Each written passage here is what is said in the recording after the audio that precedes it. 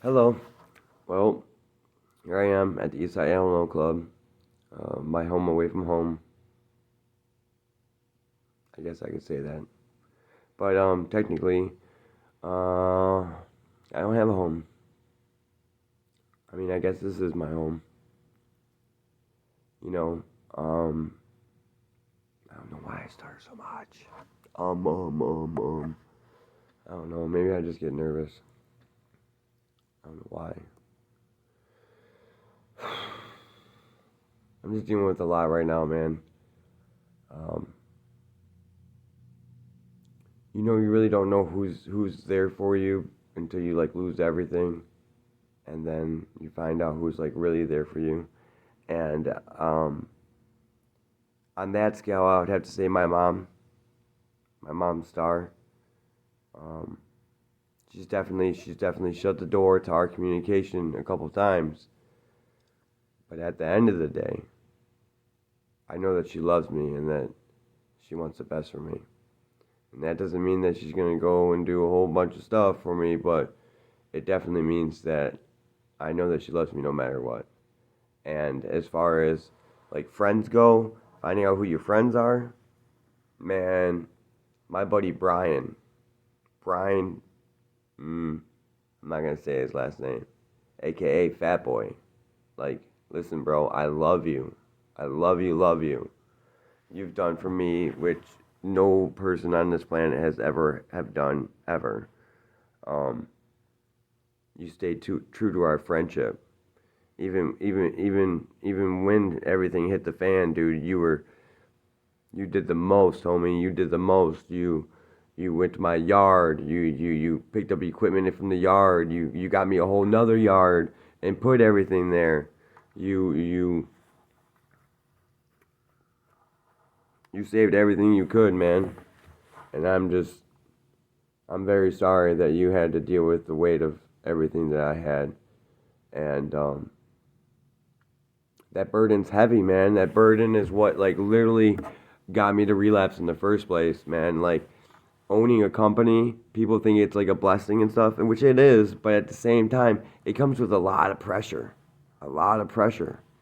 When you have all these things and you're responsible for all these things and people, it starts to weigh on you, especially if you think you're alone.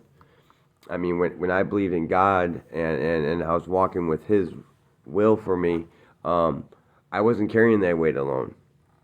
And as soon as I thought that I was alone, that weight became way too much for me to bear myself.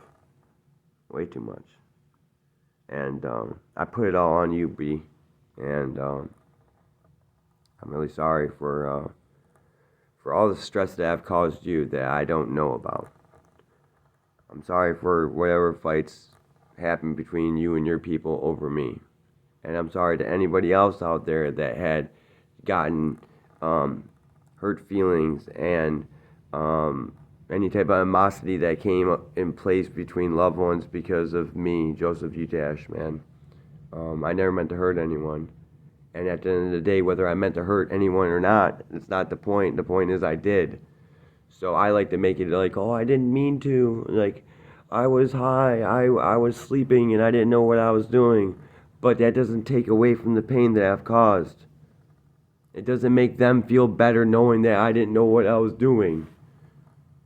Because they still had to go through what they had to go through because of me, solely.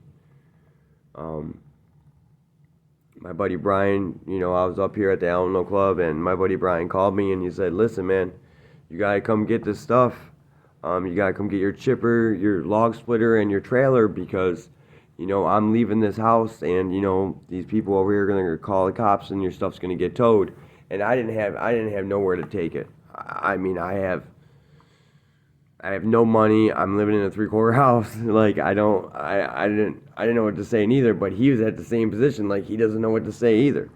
So like at the end of the day, it's my stuff and it's my responsibility, which I haven't had that responsibility in a while. It's been a couple of months for me to be like responsible for anything other than myself. Um, so I was like, all right, man. Like I'll get on the phone and I'll call some people and I'll try to figure it out. So I called. The first person I thought of was my buddy Steve, And I called him and I said, hey man, listen, I need to store my chipper somewhere and this trailer and this log splitter. Do you know anybody with any space? And he's all like, well, not at the moment, but you know, what you can do is you can go take your stuff and you go put it in the backyard at my 3/4 house. I'm like, man, are you sure? And he's all like, for the time being, you know, like whatever it takes. And it was really, really nice to hear, you know, another friend of mine say, whatever it takes, Joe. Yeah, sure. Yeah, sure. Go take your chipper and your trailer and go park it in the backyard of a house in the city and shut the gate. Anything else? I'm not sure. But there was something else. So I went to his house. We didn't have a pinto hitch. I had to put the man. I had to put the chipper on a regular ball hitch, and I had to tie a rope around the hitch to try to make sure the chipper doesn't fall off on the way. And Steve's like, don't make no ruts in my backyard. I'm like, man, the grass is soaked. Like, as soon as I back in the backyard, there's going to be a rut, right? And he's like, yeah, well, I'm just saying don't tear it up. So what happens? We back up, we disconnect the flatbed, and I go to pull forward, and the tires are just spinning in this sloppy muck. And I'm like, oh, man. So I was like, all right, I'm going to go disconnect the chipper, and I'll back up my truck. We'll tie a rope to it, and we'll pull it out. So that's what we did. And then we put the chipper back in there after. And then I went back and got the log splitter, and then I came back to the 3/4 house and put the log splitter back in the backyard and shut the gate. And then my buddy Brian shows up, and he's like, hey, we need to grab the chipper truck. I'm like, oh man, come on. Like, I already just did this, and Steve didn't say all that, but like, at the end of the day, once again, it's my truck, and Brian's been having to deal with all my responsibilities, and it's at his friend's shop, and Brian's going back up north, and I need to collect my stuff. So this is a part of the journey that like I knew that was gonna be, it was gonna have to happen. So then we went, and the chip truck's down. Something happened to it. I believe it was sabotage. I'm almost 100% sure that it was sabotage because, you know, all of a sudden one person shows up on a job and then the truck doesn't make it back to the yard. It just seems kind of fishy. Not only that, but because like we changed a bunch of things and we took the inline filter out from underneath and it was completely clogged with something that didn't look like it was ever supposed to be in a gas tank. So I think somebody set it up to fail, which I'm not going to name any names, but I think you know who you are, wherever you are, and whatever you're doing. I hope it's working out for you.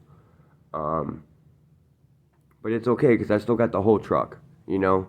And so we put tow straps on it and we towed it to the 3/4 house and I parked it in the street. I took some pictures. I'm going to post the pictures after this video, man. But it was like, I had a little bit of anxiety about going and getting the chipper, and then we got it into place, but then when he came and said we gotta grab the chipper truck, then I started feeling like a lot of anxiety, man. Like my chest got heavy, and then we pulled it up to the house, man, and I looked back and looking at it in the street, and I'm like, oh my gosh, I can't breathe.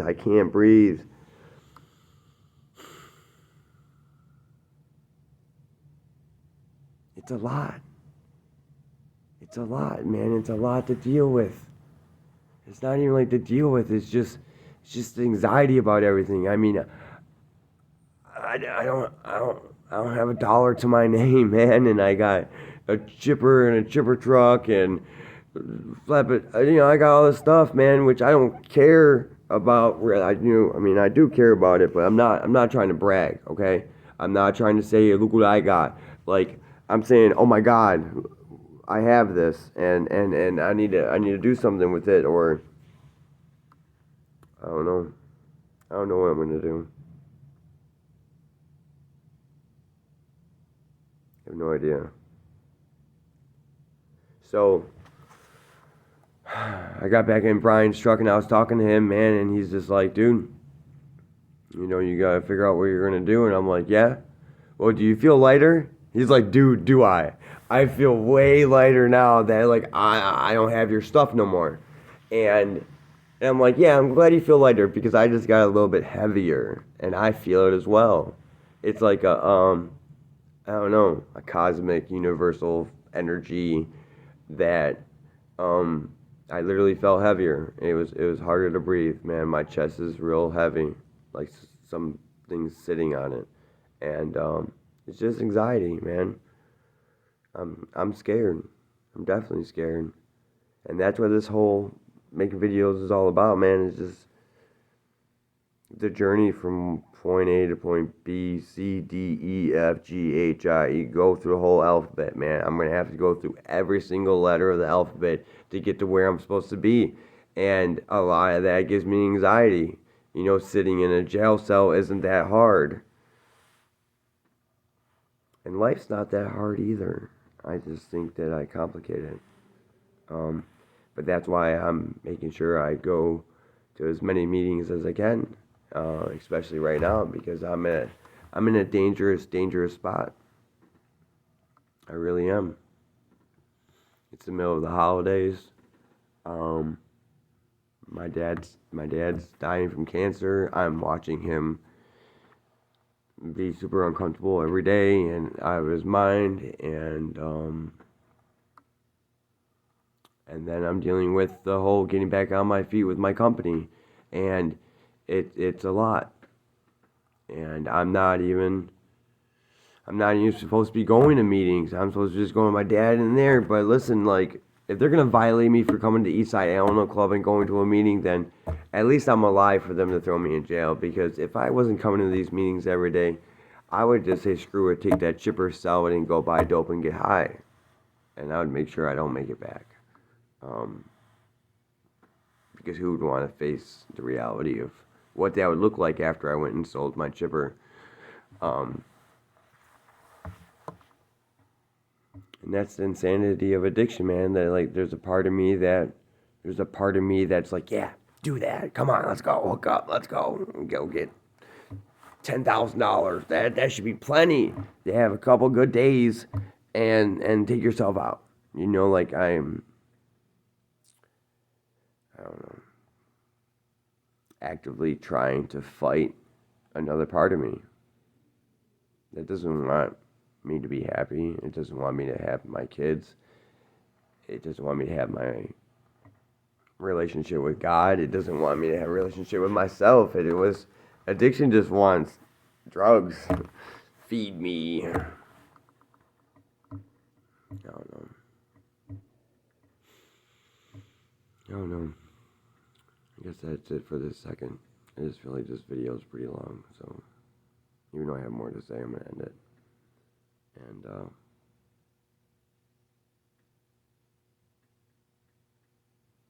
know. We'll see. We will see. All right.